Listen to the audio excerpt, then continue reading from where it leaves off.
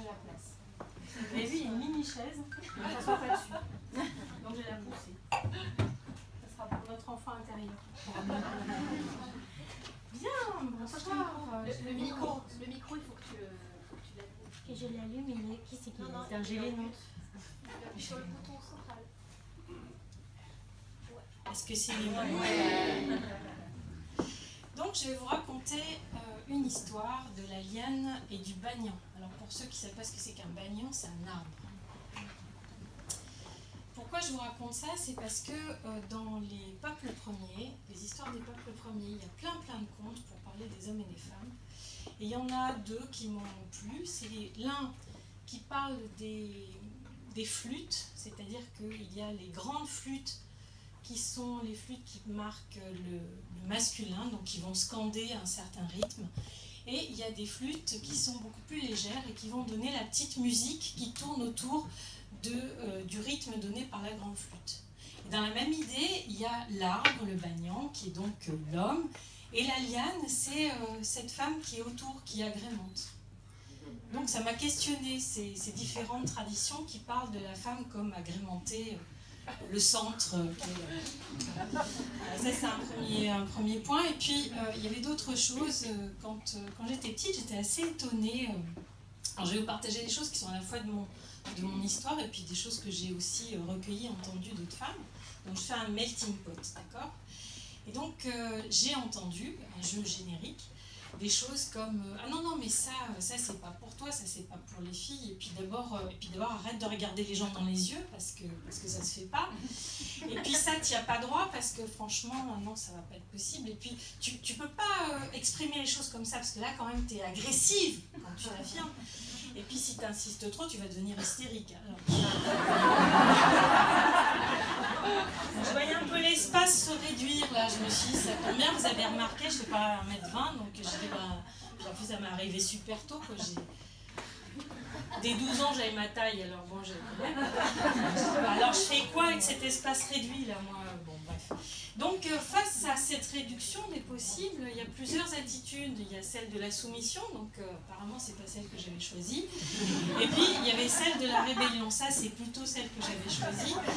Et en fait c'était pas une rébellion à l'autorité en général, mais c'est plutôt une rébellion à une autorité qui n'était pas juste. Je voyais pas pourquoi on me coupait des morceaux que j'avais pas encore déployés. Et donc je me suis dit comment est-ce que je peux arriver à manifester mon être, juste mon être, pas autre chose, juste moi, s'il vous plaît. J'ai vu que c'était compliqué, à chaque fois, donc en plus je sais pas vous, mais moi je suis curieuse, donc il y a des trucs qui m'ont intéressée.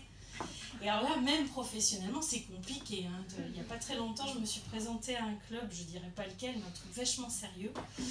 Et la dame me dit, est-ce que vous pourriez vous présenter? Puis après, je vous présenterai le club, et puis après, on verra si on peut faire affaire. Bon, bah ça c'est chouette alors. Alors j'ai dit, bah je fais ça. Enfin, accessoirement, je suis psy, je fais des trucs, je fais des machins, des bédules. Et à chaque fois, j'avais fini un truc, bon, alors maintenant je parle. Ben non, j'ai pas fini, moi. Elle me demande de lui dire, je lui dis, moi, ce que je fais. Vous avez vu déjà toutes ces femmes, puis toutes les autres que vous allez découvrir, font plein de trucs aussi. On a le droit quand même.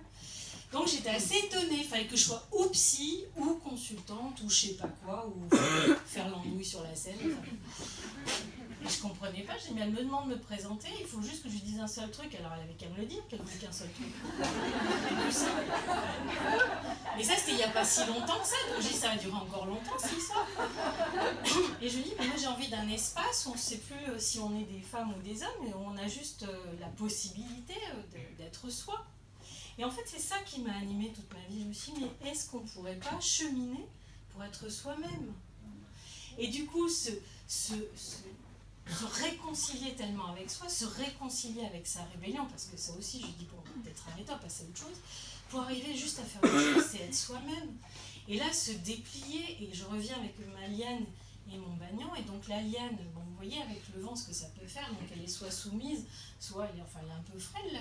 Et j'ai dit, si on était un arbre, et si on avait le droit de se déployer, et si on avait le droit de s'ancrer avec ses pieds et de commencer à rayonner, et si on pouvait oser être une personne debout, une femme ou un homme debout, et juste rayonner de ce que l'on est, de ce que l'on vit, de ce que l'on vibre, de ce que la vie nous traverse, de ce dont on est animé, de cette expression de notre âme, de cette spiritualité qui nous traverse, du sens du pourquoi on est venu sur Terre.